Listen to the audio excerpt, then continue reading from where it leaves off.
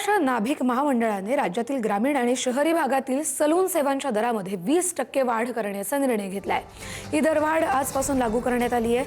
हा निर्णय केवळ दरवाढ नसून राज्यातील हजारो सलून व्यावसायिक आणि त्यांच्या कुटुंबांच्या जगण्याचा प्रश्न असल्याचं नाभिक महामंडळाचे राज्याध्यक्ष सयाजी झुंजार यांनी स्पष्ट केलं आहे।